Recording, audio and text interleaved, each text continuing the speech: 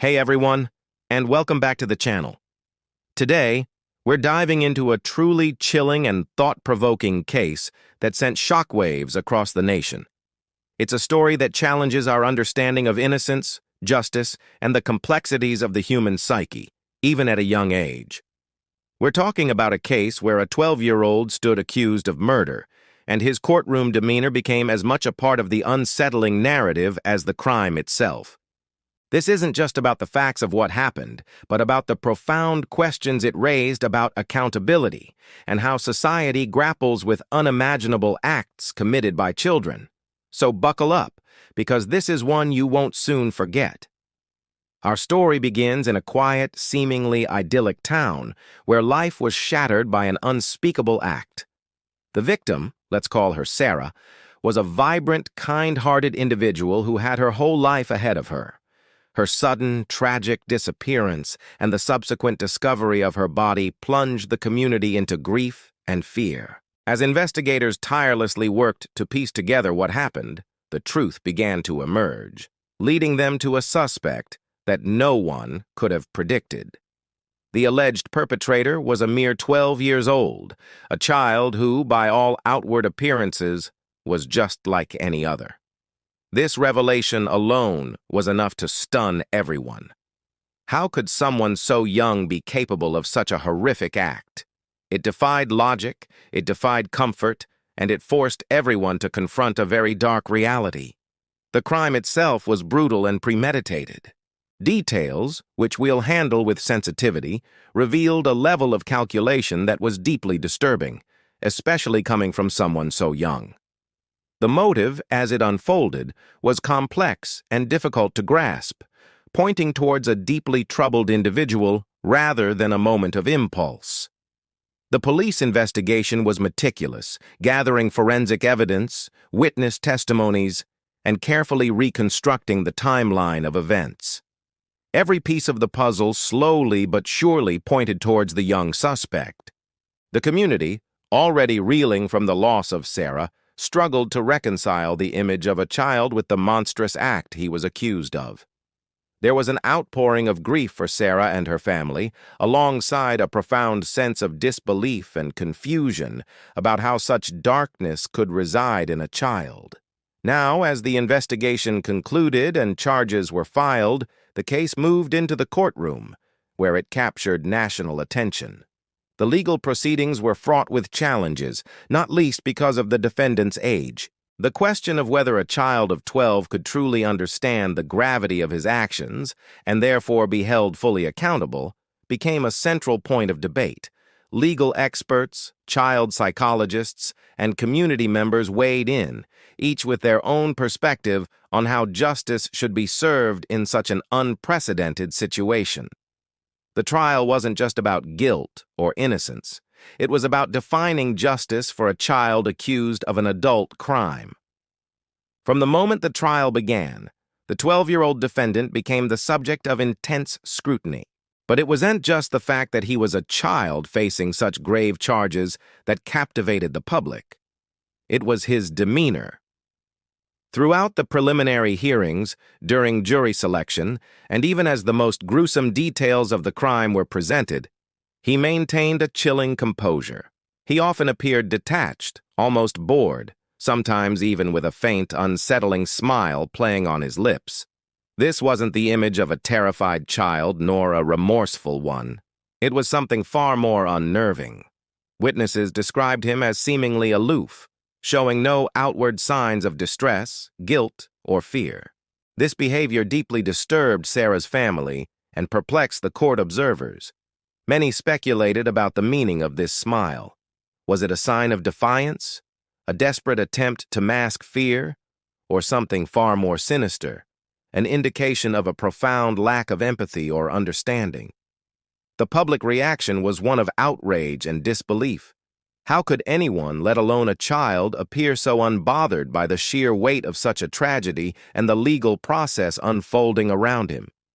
The media honed in on this aspect, painting a picture that solidified public opinion against him.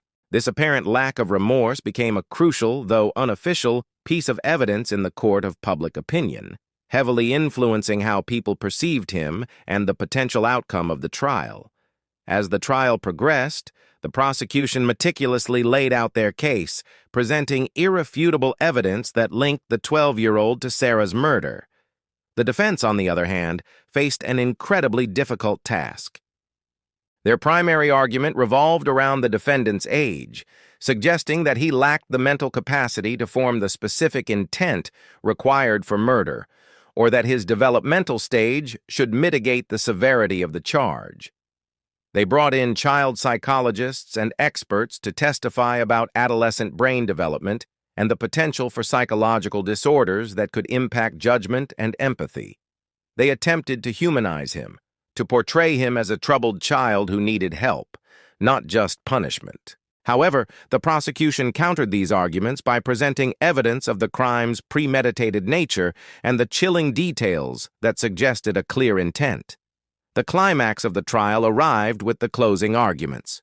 The prosecution delivered a powerful and emotional plea for justice for Sarah, emphasizing the brutal nature of the crime and the overwhelming evidence. They painted a picture of a calculated act, urging the jury to look beyond the defendant's youth and consider the cold reality of his actions. The defense, in turn, made a last desperate attempt to appeal to the jury's compassion, highlighting the societal implications of sending a child to prison for life and emphasizing the potential for rehabilitation. The tension in the courtroom was palpable as everyone awaited the jury's decision. After what must have felt like an eternity, the jury returned their verdict: guilty. The word echoed through the courtroom, a thunderclap that shattered any lingering doubts. Despite his young age, the jury had found him responsible for Sarah's death. But the story didn't end there. The sentencing phase was arguably even more pivotal, as the judge had to decide the appropriate punishment for a 12-year-old convicted of murder. This was an unprecedented moment, requiring immense wisdom and a careful balance of justice, punishment, and the complex legal considerations surrounding juvenile offenders. And then came the moment that everyone in the courtroom and watching from afar had been waiting for: the sentencing. The courtroom was packed, buzzing with a nervous energy. Sarah's family sat stoically, their grief etched on their faces, hoping for some measure of peace. The 12-year-old defendant was brought in, and once again, that unsettling faint smile was visible. It seemed as if he genuinely believed he would walk free, or at least receive a lenient sentence due to his age. Perhaps he thought the system would ultimately protect him as a child. He looked almost confident, defiant even. But then, the judge spoke. With a solemn and unwavering voice, the judge delivered the sentence. He acknowledged the defendant's age, but he also spoke of the horrific nature of the crime, the irreversible loss suffered by Sarah's family, and the need for accountability. He detailed the legal reasoning, carefully balancing all factors. And then, the words that silenced the room: life in prison. Without the possibility of parole, the transformation was instantaneous and jarring. The faint smile vanished. The confident demeanor crumbled.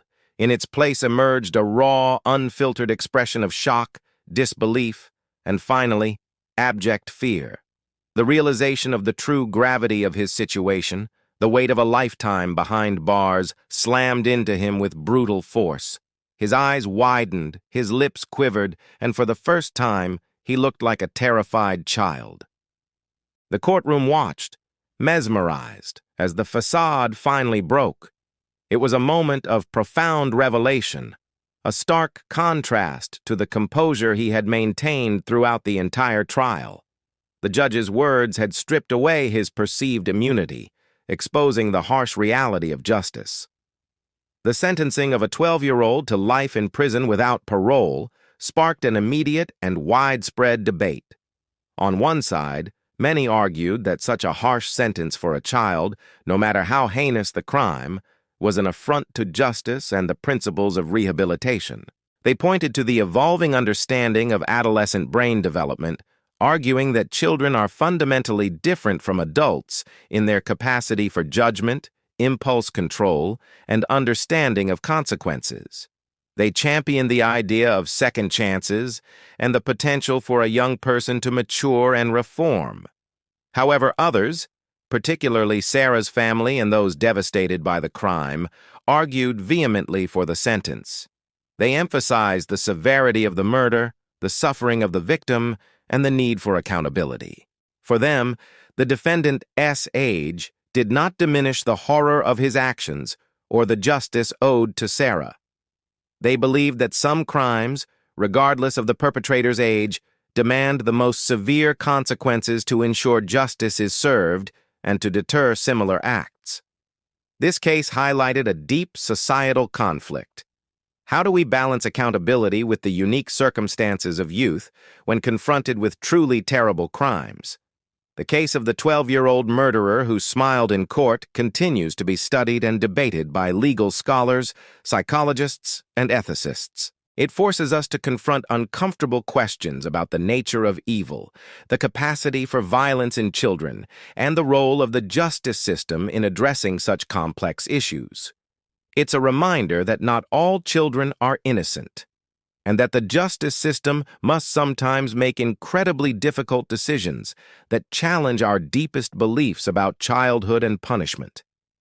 The lingering questions from this case remain a powerful testament to its complexity and its profound impact on our understanding of crime and justice.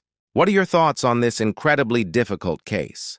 Do you believe a 12-year-old should be held accountable with a life sentence? Or should their age always be a mitigating factor? Share your opinions in the comments below.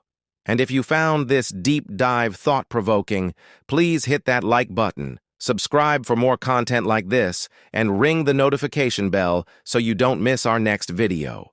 Thanks for watching, and we'll see you next time.